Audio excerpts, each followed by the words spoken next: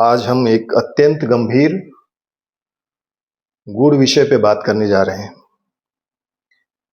और बहुत ही जिम्मेदारीपूर्ण विषय है। इसको कोई अन्यथा ना ले। यह विषय केवल ज्ञान का नहीं है, ज्ञान के मार्ग का नहीं है। यह विषय जीवन साधना, चेतना और उत्तरदायित्व का है। बहुत ही अत्यंत गूढ़ और अत्यंत आवश्यक विषय है और विषय है गुरु। गुरु साधना और गुरु के जीवन में उसका अपना स्वास्थ्य और फिर वह किस तरह का गुरु है। आध्यात्मिक गुरु है या पुरोहिती कर रहा है या वैदिक गुरु है, तो उसमें उसका स्वास्थ्य का क्या महत्व है या कितना कैसा स्वास्थ्य होना चाहिए। फिर सच्चे और झूठे दो तरह के लोग आजकल संसार में आपको दिखाई दे रहे हैं। सच्चा गुरु कौन है और ऐसे झूठे लोग कौन हैं जिनको आप देख के पहचान सकते हैं कि ये आपका समय ही व्यर्थ कर रहे हैं, आपको केवल दिखावा ही यहाँ पर मिलेगा, साधना नहीं मिलेगी। और अंततः दीक्षा का वास्तविक महत्व क्या है। दीक्षा का अस्तित्व और महत्व दोनों ही बहुत आवश्यक है। वास्तविक महत्व क्या है, विशेषकर कुंडलिनी में कुंडली जागरण, दशमा विद्या या योग दीक्षा क्यों आवश्यक है और हमें दीक्षा संस्कार होने के बाद ही उसमें साधना मार्ग में प्रविष्ट होने का अधिकारी होने के बाद ही उसको हमें साधना को आगे बढ़ाना चाहिए। तो इन सारी चीजों के बारे में हम इस वीडियो के माध्यम से समझेंगे। गुरु से लेकर दीक्षा तक के संस्कार के बारे में हम पूरी भावना के साथ और पूरी आदर सत्कार के साथ सभी गुरुओं का मार्गदर्शन प्राप्त करेंगे और अलग अलग जगह पे क्या बताया, बड़े बड़े गुरुओं ने क्या कहा, उन सारी चीजों के बारे में भी बात करेंगे। तो हम समझते हैं कि सबसे प्रथम गुरु जो शब्द है वह अपने आप में एक पूर्ण शब्द और पूर्णता को दर्शाता है। सबसे पहले हमें यह समझना होगा कि गुरु कौन है। हमारे गुरुदेव बताया करते थे कि एक शिक्षक भी गुरु हो सकता है और गुरु भी शिक्षक हो सकता है, लेकिन शिक्षक और गुरु दोनों के बीच में एक बहुत बड़ा अंतर है। शिक्षक आपको वह ज्ञान देता है जिससे आप इस संसार से जुड़ जाते हैं, यानी कि अगर आप पढ़ाई कर रहे हैं, शिक्षा प्राप्त कर रहे हैं, तो उस डिग्री का कंप्लीशन के बाद आप जो कुछ भी आगे करेंगे उससे आप अर्थ का अर्जन करेंगे, तो संसार को जोड़ता है। गुरु जो होता है वह आपके अहंकार पर लगातार चोट करता जाता है और वह आपको इस संसार के साथ जोड़ता नहीं है, वह यह कोशिश करता है कि संसार का वास्तविक स्वरूप आप देख सकें। तो एक साधारण गुरु भी हो सकता है और एक वैदिक गुरु भी हो सकता है, एक तांत्रिक गुरु भी हो सकता है, एक योगी गुरु भी हो सकता है। बहुत अलग अलग तरह के गुरु हैं, लेकिन आपको ये समझना पड़ेगा कि गुरु जो है, भारतीय संस्कृति में गुरु को बहुत ही उच्च पद पर सुशोभित किया गया है, क्योंकि हम सबको पता है कि कहा गया है कि गुरु ब्रह्मा गुरु विष्णु गुरुदेव महेश्वरः गुरु साक्षात परब्रह्म तस्मै श्री गुरुवे नमः। तो जिसको हम साक्षात परब्रह्म की श्रेणी में लाके रखते हैं, तो उसमें परब्रह्म की वह शक्तियां और उसके अंदर वह परब्रह्म के अंदर जो चेतना है वह होनी भी चाहिए। क्योंकि जब इन श्लोकों को, इन साधनाओं को जब बताया गया होगा तो उस समय हजारों वर्षों पूर्व बताया गया। आज के परिप्रेक्ष्य में हमें समझना पड़ेगा कि गुरु साक्षात परब्रह्म क्या है। तो सबसे बड़ी बात है कि गुरु कोई मोटिवेशनल स्पीकर नहीं हो सकता।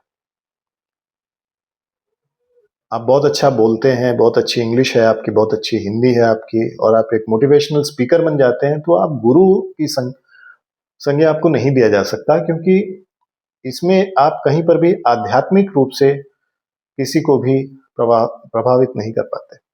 दूसरा है गुरु कोई किताब पढ़कर बोलने वाले व्यक्ति भी नहीं है। तो अगर आपने 4-5 ग्रंथ पढ़ लिए, भगवत गीता पढ़ लिया, उसके बाद आपने योग दर्शन पढ़ लिया और सबको मिला करके अचानक आपके अंदर कुछ जागृत हो जाए एक दिन और आप फिर बहुत बड़े गुरु बन जाएं, तो वह भी गुरु की श्रेणी में नहीं आ सकता। गुरु कोई सोशल मीडिया पर्सनालिटी नहीं है। देखिए, जो कछुआ होता है, आपने देखा होगा, कछुआ अपनी सारी चीजें समेट कर चलता है, ऊपर से सिर्फ आपको एक शेल दिखाई देता है। गुरु भी वैसा ही है। गुरु कभी भी अपनी शक्तियों को प्रदर्शित नहीं करेगा। हजारों लोगों के सामने भी वह बिल्कुल उन्हीं साधारण लोगों की तरह आपके साथ व्यवहार करेगा जैसे सभी लोग कर रहे हैं। अहंकारी क्या होगा? अहंकारी व्यक्ति उस पर ब्रह्म के सामने, उस महान गुरु के सामने बैठा होगा जो अपने आप में पूर्ण है, आपको पूर्ण बना सकता है, और वह उसको समझाएगा कि मैं बहुत बड़ा साधक हूं या बहुत बड़ा योगी हूं और मैं शक्तिपात कर सकता हूं और मैं बहुत कुछ कर सकता हूं। यह अहंकारी व्यक्ति का साइंस एंड सिम्टम्स समझ सकते हैं। लेकिन जो शुद्ध गुरु होगा, पूर्ण गुरु होगा, वो कभी बताएगा नहीं, वह इन चीजों से दूर रखेगा अपने आप को। क्योंकि साधना जो है, जिसने भी साधना की है वह इसकी वैल्यू को समझता है अच्छे से, और जो साधनाओं को जानता ही नहीं वह जबरदस्ती बोलेगा कि आ जाओ मेरे पास, मैंने ये किया, मैंने वो किया। तो यह अहंकार की तरफ ले जाने वाली बातें। तो गुरु वह है जो स्वयं पथ बन चुका हो। गुरु क्या है? जो स्वयं रास्ता बन चुका हो, जिसके ऊपर आप चल सके और वह आपको पूर्णता दे सके और वह आपको सफलता भी दे सके।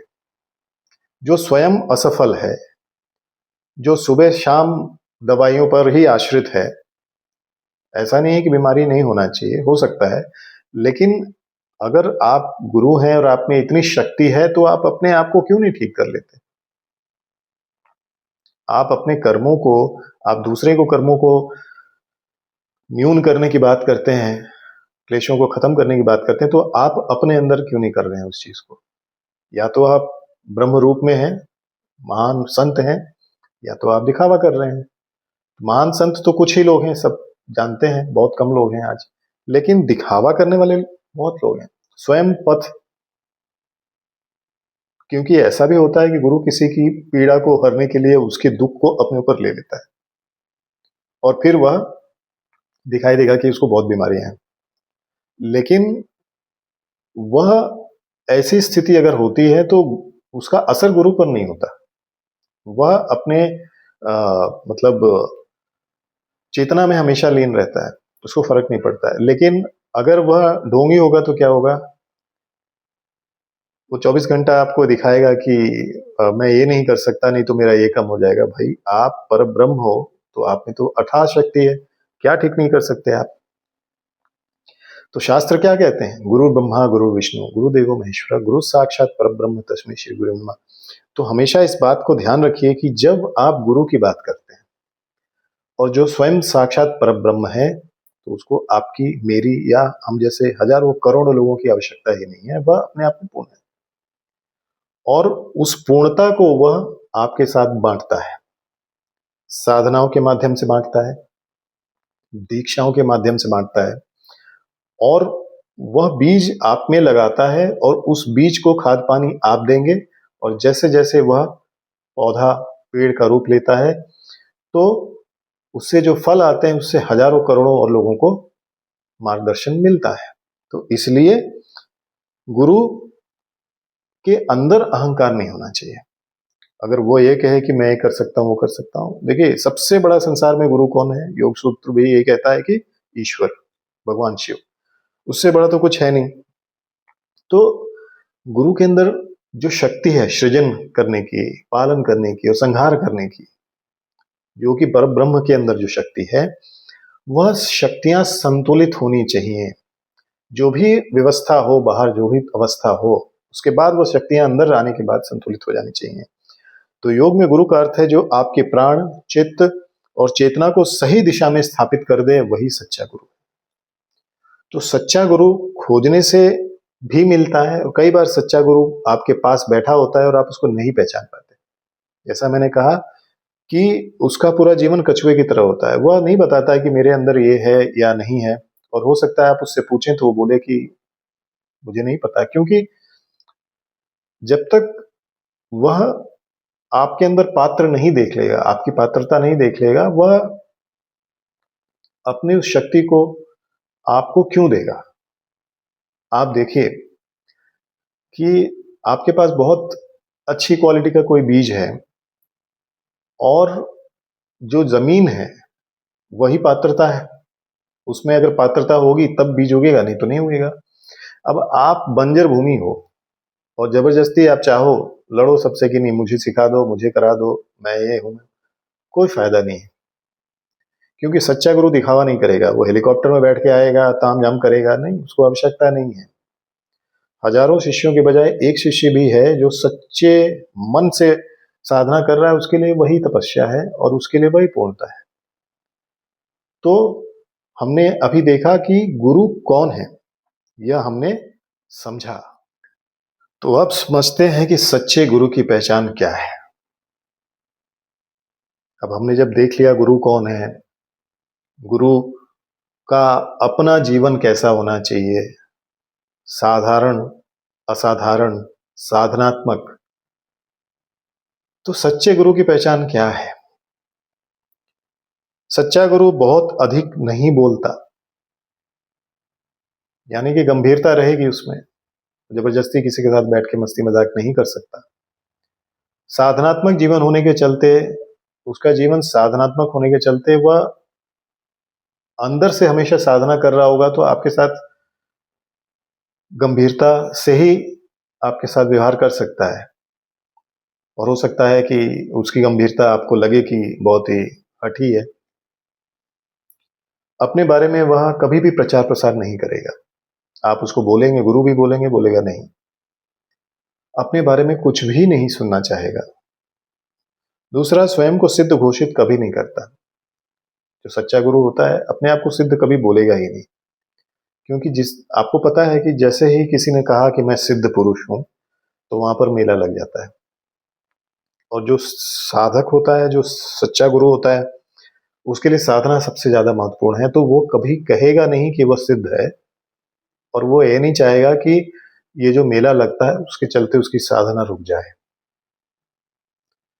फिर उसकी उपस्थिति में, जैसे ही आप सच्चे गुरु की उपस्थिति में आते हैं, तो आपके अंदर क्या अनुभव होता है, उससे आप पहचान सकते हैं कि सच्चा गुरु कौन है। पहला, आपका चित्त स्वयं शांत होने लगता है। उसको देखते ही आपको लगता है कि हाँ, यहाँ पर मुझे सब कुछ मिल जाएगा या मिल मिल चुका है। कई बार ऐसा भी होता है। आपकी सांस गहरी होने लगती है, ध्यान अपने आप लगने लगता है, मन मस्तिष्क अपने आप समर्पण की भावना में आ जाता है।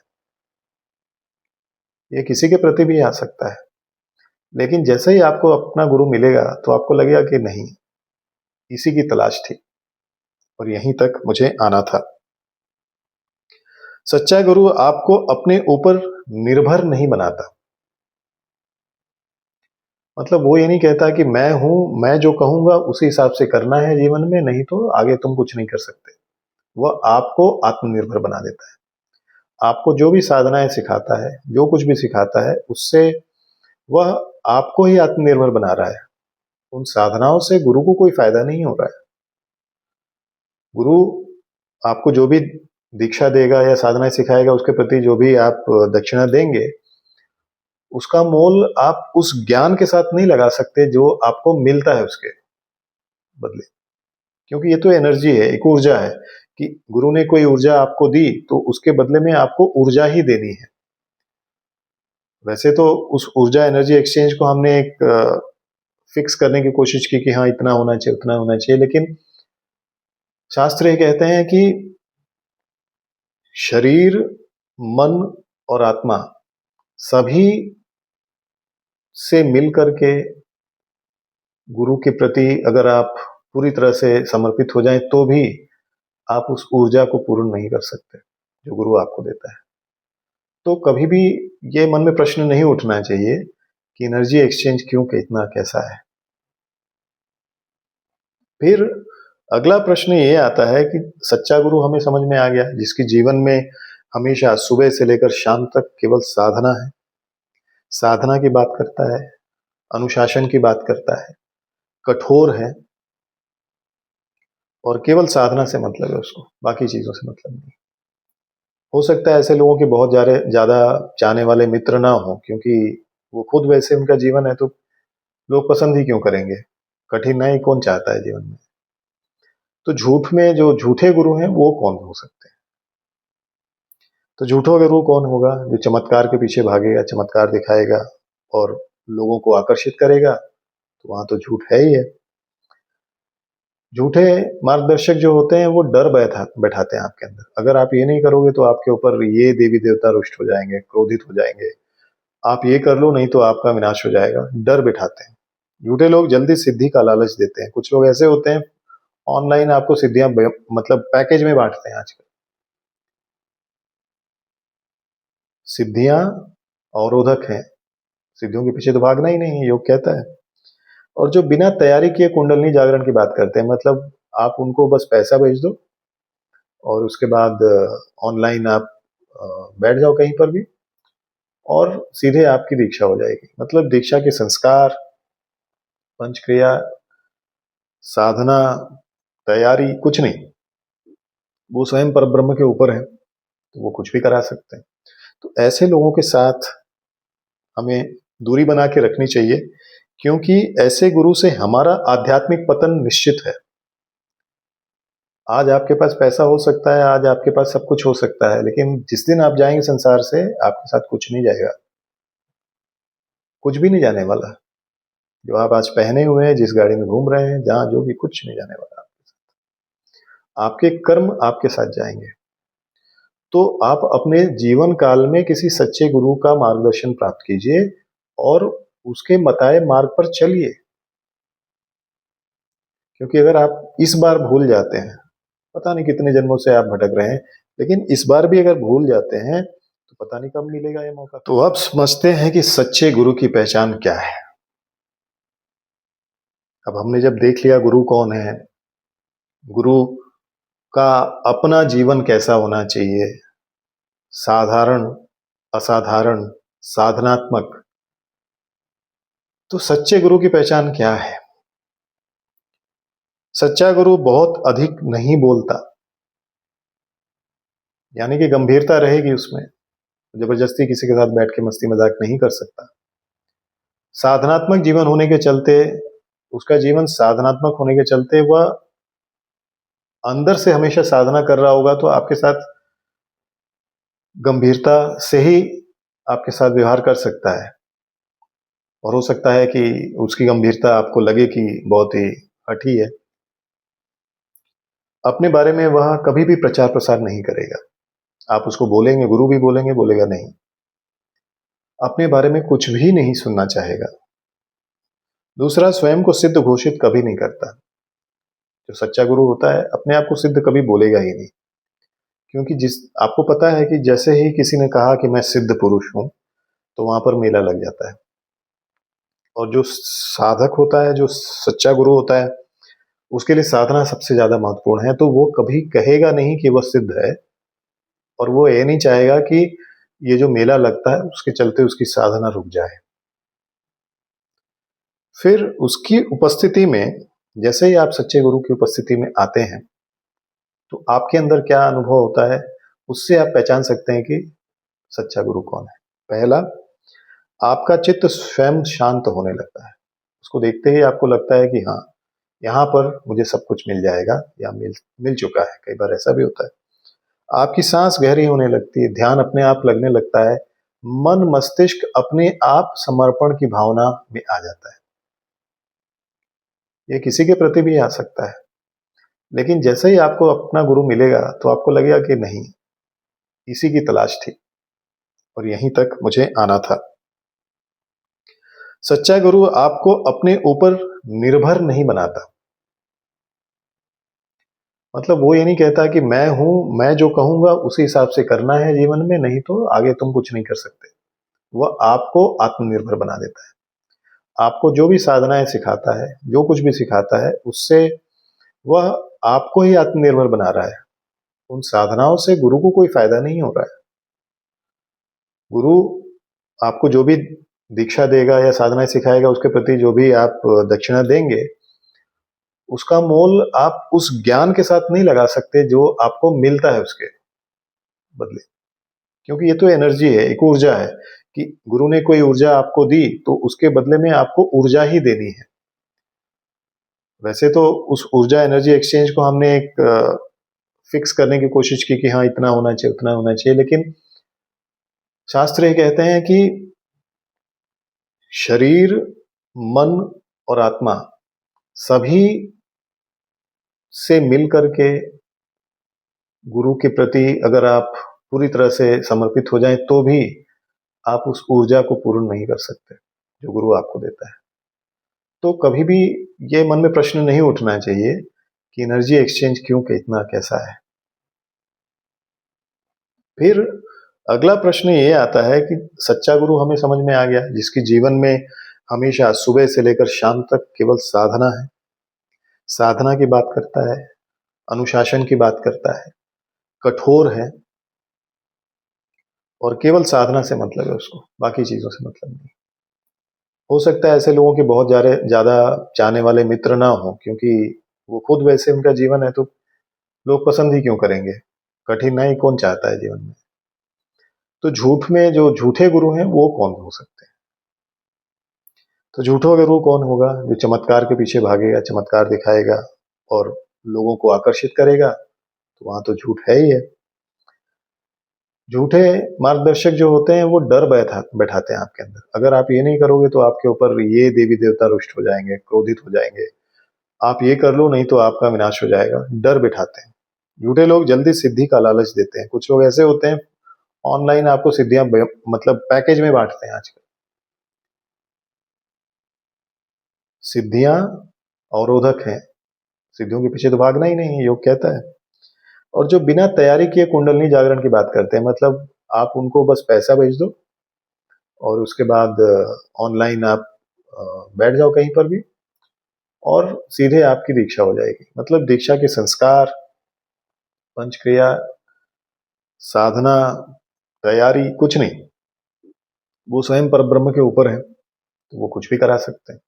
तो ऐसे लोगों के साथ हमें दूरी बना के रखनी चाहिए, क्योंकि ऐसे गुरु से हमारा आध्यात्मिक पतन निश्चित है। आज आपके पास पैसा हो सकता है, आज आपके पास सब कुछ हो सकता है, लेकिन जिस दिन आप जाएंगे संसार से, आपके साथ कुछ नहीं जाएगा, कुछ भी नहीं जाने वाला। जो आप आज पहने हुए हैं, जिस गाड़ी में घूम रहे हैं, जहां जो भी, कुछ नहीं जाने वाला। आपके कर्म आपके साथ जाएंगे। तो आप अपने जीवन काल में किसी सच्चे गुरु का मार्गदर्शन प्राप्त कीजिए और उसके बताए मार्ग पर चलिए। क्योंकि अगर आप इस बार भूल जाते हैं, पता नहीं कितने जन्मों से आप भटक रहे हैं, लेकिन इस बार भी अगर भूल जाते हैं तो पता नहीं कब मिलेगा ये मौका फिर से। अब अगला प्रश्न जो आता है वह है दीक्षा। अब आते हैं दीक्षा पर। तो दीक्षा क्या है? दीक्षा वह क्रिया है जिससे आप दक्ष हो जाते हैं। बिना दीक्षा के गति प्राप्त नहीं होती। दीक्षा प्राप्त करने के बाद जीवन की जो 84 लाख योनियां हैं, उन योनियों में केवल 3 या 4 योनियां बच जाती हैं, जिसको हम मनुष्य के ऊपर की योनियां कहते हैं। देवता, महर्षि या अवतार, ये जो 3 योनियां बची हैं ऊपर, उसमें ही उसका जन्म वापस हो सकता है। दीक्षा कोई प्रमाण पत्र नहीं है, इस चीज का ध्यान रखिए कि अगर आपने दीक्षा ली है तो आपके ऊपर कोई प्रमाण पत्र नहीं लिख के दे दिया गया कि अब ऐसा ही होगा और आगे कुछ नहीं हो सकता है। तो यह कोई औपचारिक कार्यक्रम भी नहीं है कि आपने दीक्षा ले ली तो दुनिया भर में। दीक्षा एक जीवित प्रक्रिया है और यह वह प्रक्रिया है जिससे मनुष्य और गुरु के प्राण एक दूसरे के साथ जुड़ जाते हैं। गुरु ने जो साधना की है वह आपके अंदर प्रवेशित करता है। गुरु के साथ जो परब्रह्म की शक्ति जुड़ी है उसके साथ आप जुड़ जाते हैं। गुरु की सन्निधि हमेशा के लिए प्राप्त हो जाती है। और सबसे बड़ा चीज है कि गुरु मंत्र से आप गुरु के साथ हमेशा आपका मन, आत्मा जुड़ी रहती है। आपसे कहीं पर भी कोई गलती हो जाती है तो गुरु उसको अपने ऊपर लेकर उसको सुधार सकता है। दीक्षा का अर्थ गुरु द्वारा शिष्य को अपने साधना पथ से जोड़ देना होता है। तो आप आज तक बात करते रहे हैं कि आप साधना कर रहे हैं, लेकिन दीक्षा जिस दिन आपकी होती है तब आप उस साधना पथ में जुड़ जाते हैं, और जब जुड़ जाते हैं तो आपको उसका लाभ मिलता ही मिलता है। आप कभी भी साधना से भटक नहीं सकते, और गुरु के पास पूरा अधिकार होता है कि वह गुरु शिष्य से बात करके, अगर आपने साधना रोकी या कुछ भी है तो आपसे पूछ सकता है और आपको मार्गदर्शन आपका कर सकता है। तो दीक्षा के बिना कभी भी गति नहीं होती, साधना में उन्नति नहीं होती। तो अब प्रश्न ये उठता है कि दीक्षा दे कौन सकता है। वैसे तो आजकल बहुत लोग दे रहे हैं दीक्षा, और आप लोगों ने देखा होगा कि कितने लोग दीक्षा देने के लिए मचल रहे होते हैं आपके आसपास, जिनको स्वयं दीक्षा की जरूरत है। तो दीक्षा वही दे सकता है जो स्वयं दीक्षित हो किसी न किसी मार्ग में, जिसने दीक्षा को साधना से सिद्ध किया हो। जो भी उसकी दीक्षा हुई हो, उसने साधना करके उस दीक्षा को सिद्ध कर लिया हो, जिसकी स्वयं कुंडलनी स्थिर हो, जागृत नहीं स्थिर हो, जो साधना कर चुका हो काफी समय तक और जिसकी कुंडलनी स्थिर हो, जो शिष्य का कर्म भार उठाने में सक्षम हो, जो स्वयं का कर्म भार नहीं उठा पा रहा है, जो स्वयं बीमार पड़ा हुआ है, जो स्वयं आगे चलने के लिए किसी का सहारा ले रहा है, वह शिष्य का कार्यभार नहीं उठा सकता। तो दीक्षा वही दे सकता है जो शिष्य का कर्म भार उठा सके, उसके कर्मों को अपने ऊपर ले सके और उसका मार्गदर्शन कर सके, उसके जीवन से तकलीफों को हटा सके। हर व्यक्ति दीक्षा देने का अधिकारी नहीं होता, और दीक्षा देने का जो प्रोसीजर होता है उसके लिए बहुत समय से आपको साधना करनी पड़ती है, ताकि आप जब उस बीज को दूसरे के अंदर, अपने शिष्य के अंदर प्रेषित करें तो वह बीज फल बने, आगे चल के और 10 लोगों को वह लाभ पहुंचाए। दीक्षा हर कोई नहीं दे सकता, इसलिए जो आपके आसपास लोग दीक्षा बांट रहे हैं आजकल, उनसे बचिए, क्योंकि वह अपने बुरे कर्मों को, अपनी बीमारियों को आपके अंदर बांट रहे हैं। वह दीक्षा नहीं है, वो अपनी बीमारियां बांट रहे हैं। अब अंत में समझते हैं कि कुंडलनी साधना या चक्र साधना में दीक्षा की आवश्यकता क्यों है। तो कुंडलनी साधना बिना दीक्षा के अत्यंत खतरनाक हो सकती है अगर आप साधना कर रहे हैं तो। और जो भी चीजें मैंने ऊपर आपको बताई हैं वो भी आपको समझना पड़ेगा कि उस तरह से कुंडलनी जागृत नहीं होती।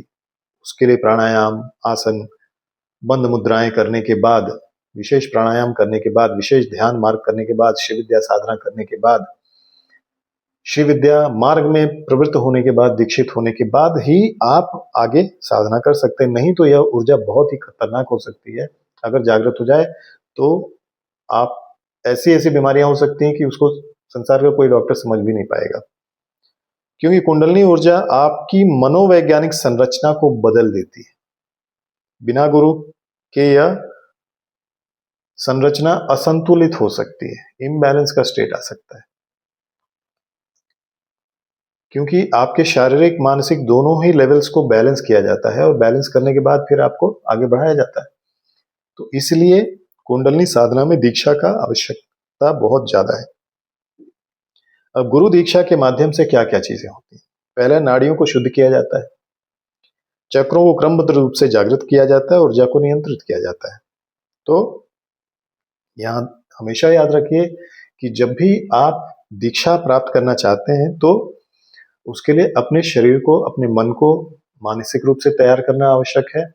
और उसके बाद हमेशा याद रखिए, योग में, मंत्र तंत्र में या महाविद्याओं में जब भी आप साधना करते हैं तो दीक्षा लेने के बाद ही करना चाहिए, क्योंकि दीक्षा लेने के बाद आप अधिकारी हो जाते हैं। अधिकारी का अर्थ ये हुआ कि अगर आज मैं साधक हूँ और आपको ये चीजें बताता हूँ, तो उससे पहले मैंने किसी योग्य गुरु से उसको सीखा, और उसके बाद दीक्षा, आचार्य अभिषेक लेने के बाद मैं आपको सिखा सकता हूँ। लेकिन अगर आपने आचार्य अभिषेक नहीं प्राप्त किया या आचार्य नहीं बने हैं आप, और आपके कोई आचार्य नहीं है जिन्होंने आपका मार्गदर्शन किया है, तो फिर वहां पर बात गलत हो जाती है, क्योंकि फिर आपको पता ही नहीं होता है और आप सही गलत कुछ भी बोल सकते हैं। उसकी कसौटी नहीं रहती कुछ भी, साधनात्मक कसौटी बिल्कुल नहीं होती। तो बिना गुरु के कोई भी दीक्षा या कोई भी साधना नहीं करनी चाहिए, क्योंकि दीक्षा के बाद गुरु शिष्य के बीच में एक सूक्ष्म संबंध बन जाता है। संकट में भी मार्गदर्शन प्राप्त होता है। आपका अधिकार होता है अपने गुरु पर कि गुरुदेव कभी भी कोई तकलीफ है तो आप पूछ सकते हैं। और बिना दीक्षा के सफलता कभी नहीं मिलती, क्योंकि बिना दीक्षा के आपकी साधना अधूरी हो जाती है। अहंकार बढ़ता है, जो कि अभी हमेशा बढ़ा ही हुआ है, और अभी देखिए इस वीडियो के बाद भी कितने लोगों का अहंकार बढ़ेगा। भ्रम उत्पन्न होता है कि कौन सही है कौन गलत है, क्या है नहीं है। तो बिना गुरु के न गति होती है, न सिद्धि होती है, और न ही मुक्ति मिलती है। तो इस वीडियो से हमें क्या प्राप्त हुआ कि गुरु कोई भूमिका नहीं है, कोई मनुष्य नहीं है, कोई शरीर नहीं है। गुरु एक चेतना है, और उस चेतना के लिए वह शरीर भी चैतन्य होना चाहिए। गुरु एक उत्तरदायित्व है। दीक्षा कोई घटना नहीं है, दीक्षा एक परिवर्तन का एक सोपान है, और कुंडलिनी योग चक्र साधना बिना गुरु के संभव नहीं है। साधना नहीं, केवल प्रयोग है। तो इसलिए अगर आप साधना करना चाहते हैं तो दीक्षा प्राप्त करें और अपने जीवन को उन्नत बनाएं। तो अगर आपको यह वीडियो अच्छा लगा हो तो कम से कम और लोगों को इसको शेयर कीजिए, ताकि ज़्यादा से ज़्यादा लोगों को भी इसके बारे में जानकारी हो सके और इन भ्रांतियों से अपने आप को दूर कर सके।